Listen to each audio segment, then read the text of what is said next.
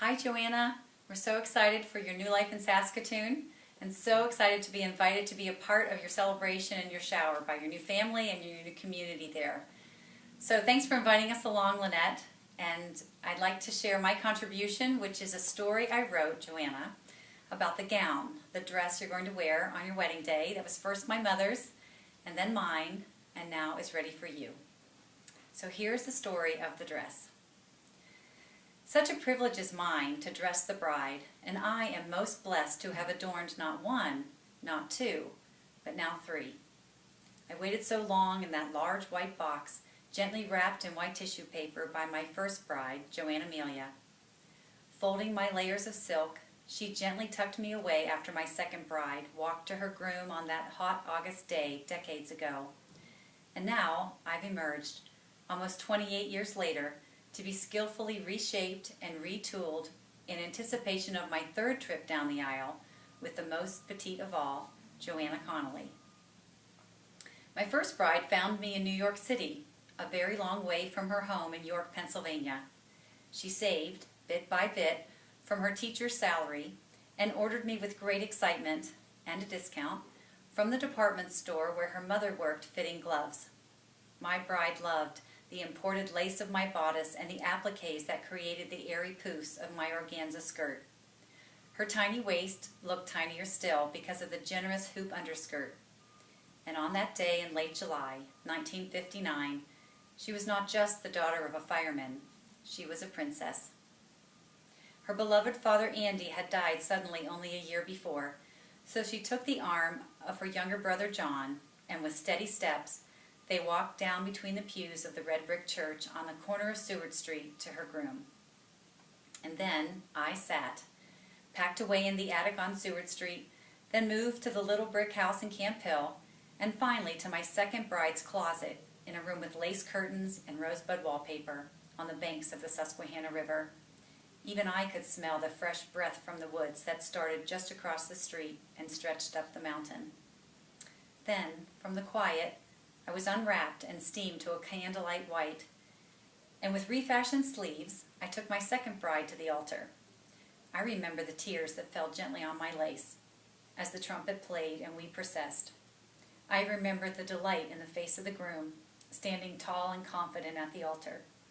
And I remember my bride's nervous quivering, being replaced by a calm, as she lifted her veil and took the arm of her groom, and she never looked back.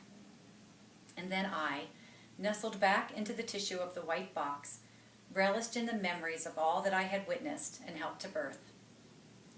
One night, during my long rest on the shelf, my second bride came back to the room with the lace curtains, carrying a bundle wrapped in pink.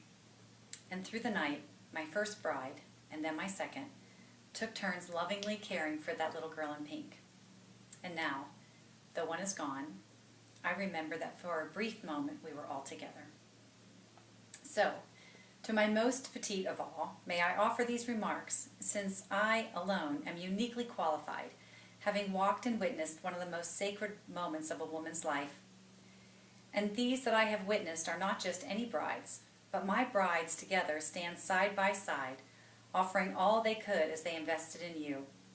So hear their echoes as you prepare for the moment that is the passageway to your new life.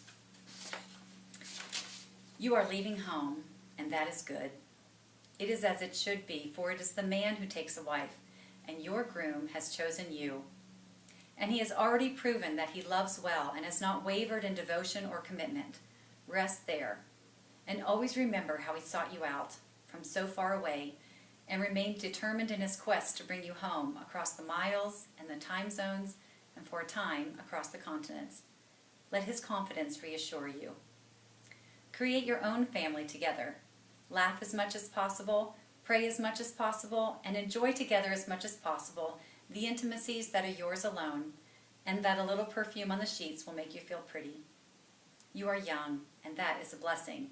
So start fresh, building with the foundation of your godly heritage, but without a comparison between your first families. You will become one, new, different, and unique. Learn to love what he loves. Be interested in his work. Applaud his accomplishments and soothe his disappointments. Listen well, even to things unspoken. For he will only share when there is no fear of derision, and then only when you are listening. Guard fiercely the privilege of knowing him so well and discovering all that he is and wants to be. It must remain your privilege alone. And even though he is so strong, treat him tenderly, for love will only flourish when it is treasured and only grow when it is safe. And when the stiff winds charge across the prairies and the chill lingers between you and your groom, when the tears slide from the corners of your blue eyes and fill your ears with an uncomfortable wet, reach your small hand across the darkness and onto his strong back. Make that first gentle gesture, and the air between you will warm. For you must always remember that his broad shoulders carry a great weight and protection and provision for you. He bears that responsibility gladly and catches the great weight on its way down so you do not feel its pressure. He wants to keep you safe. He wants to provide for and protect you. But even if at times he fails, your groom must always know that you believe in him and that he will always be your hero. For ultimately, your confidence is not in your promises, nor in those of your groom, for both may fail.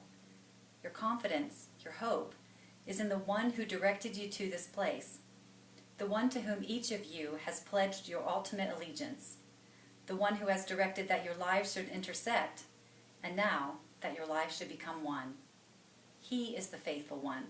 He is the author of all that is good and true and lovely, and he will keep you and your groom forever and ever as you trust in him and follow.